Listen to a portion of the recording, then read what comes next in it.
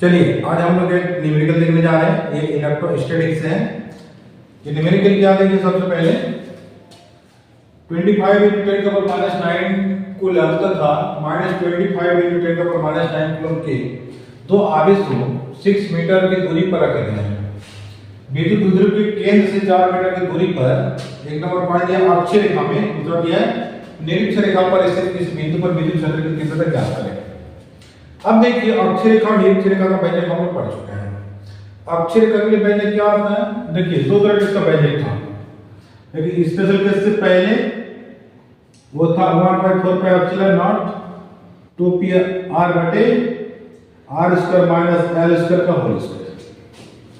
और एक special case के बाद, वो स्पेशल केस के बाद वो क्या था, E बराबर 1/4 पाई एप्सिलॉन नॉट 2p बटे r³। ये था व्यंजक। दूसरा था निरीक्षण रेखा के लिए, यहां पर दिया निरीक्षण रेखा। निरीक्षण रेखा के लिए व्यंजक क्या था, स्पेशल केस से पहले E बराबर 1/4 पाई एप्सिलॉन नॉट p बटे r² प्लस l² का पावर 3/2। फिर स्पेशल केस के बाद E बराबर क्या था 1/4 पाई एप्सिलॉन नॉट p बटे r³।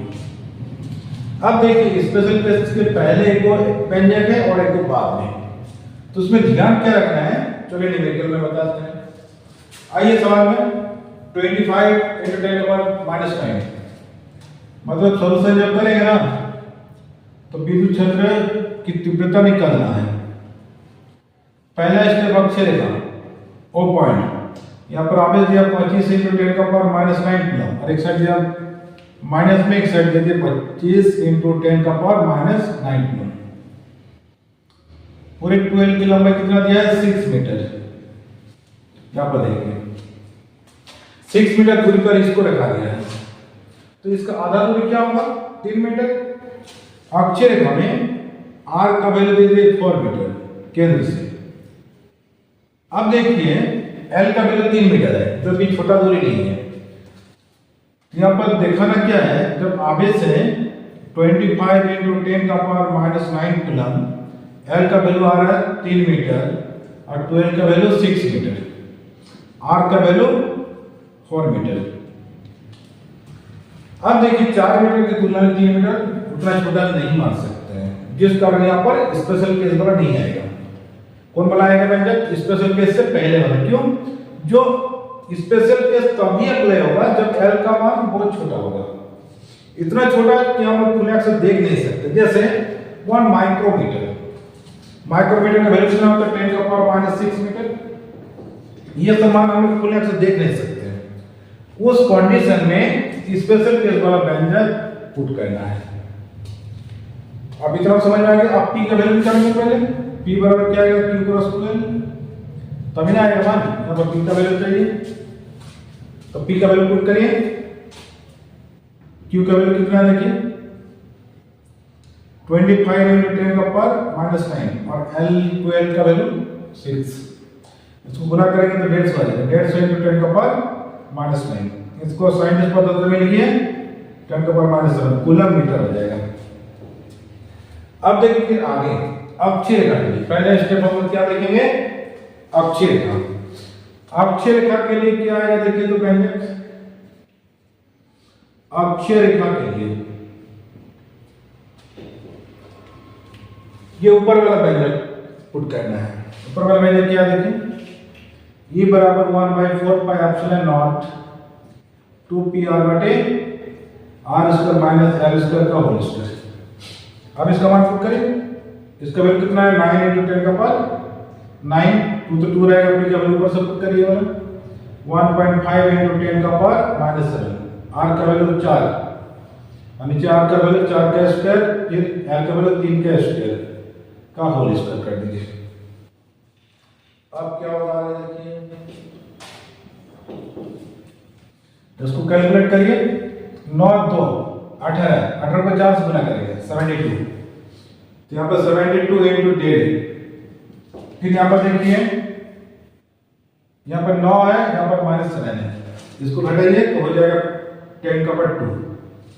अब ये 4 का स्क्वायर और 3 का स्क्वायर, 4 चले 16 माइनस 9 का होल स्क्वायर, इसको गुना करेंगे तो 108 आ जाएगा। 72 को 1.5 से गुना करने पर 108 आएगा।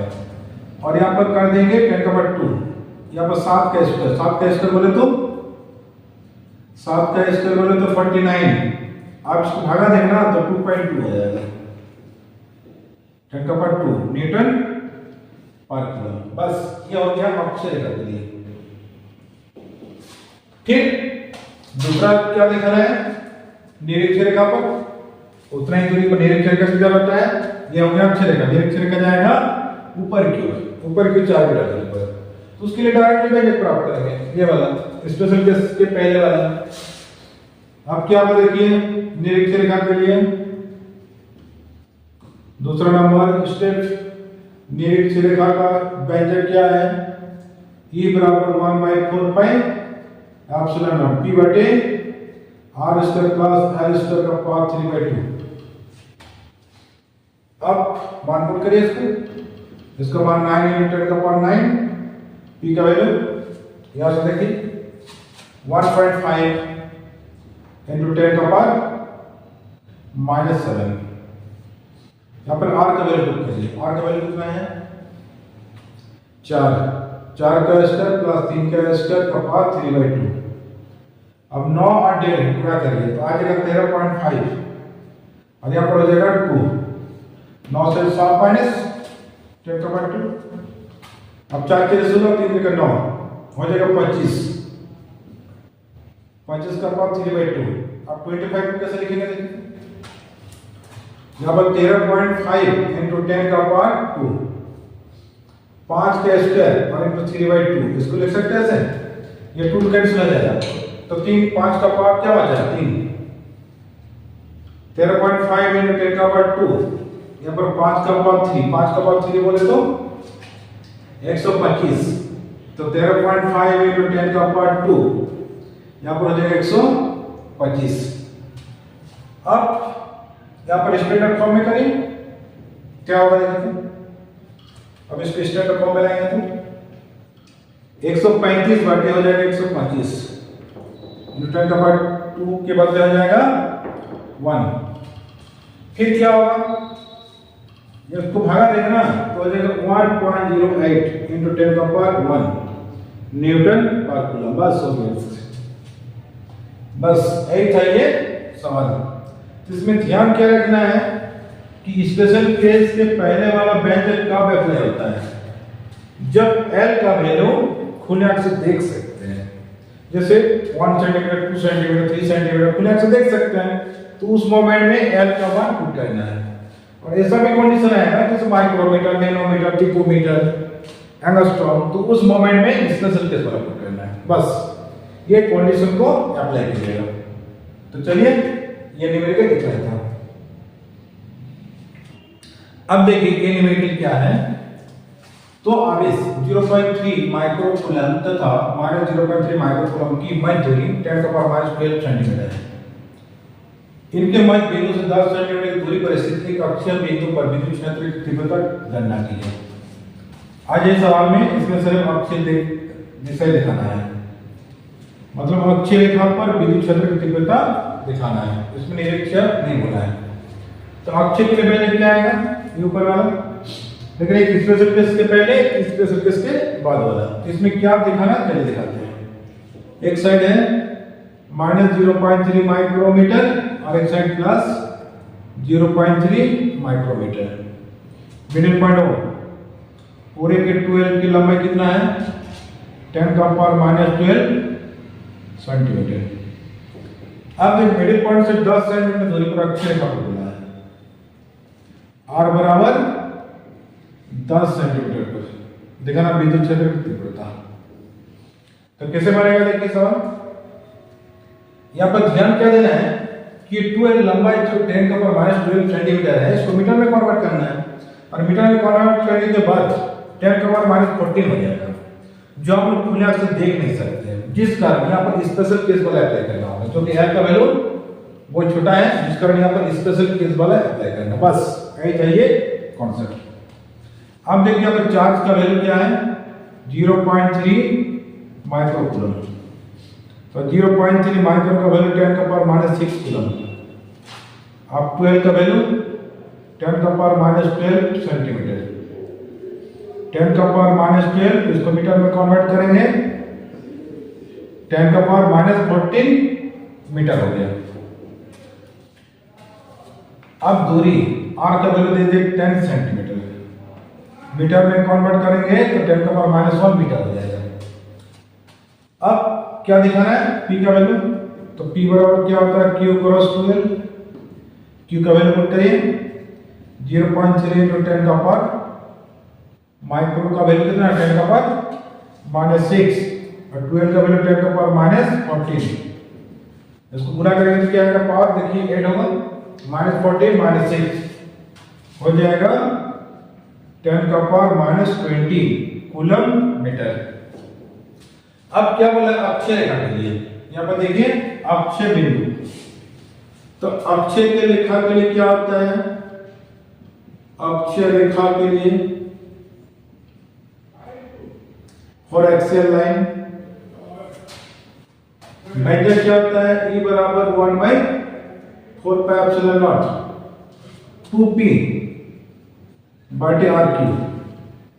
इसका मान पुट करिए, ये तो कूलम कांस्टेंट है 9 into 10 का पावर 9, 2 तो 2 रहेगा, p का वैल्यू पुट करिए। यहाँ पर क्या है 0.3 into 10 का पावर माइनस 20, r का वैल्यू कितना है 10 का पावर माइनस 1, 10 का पावर माइनस 1 का पावर क्यूब।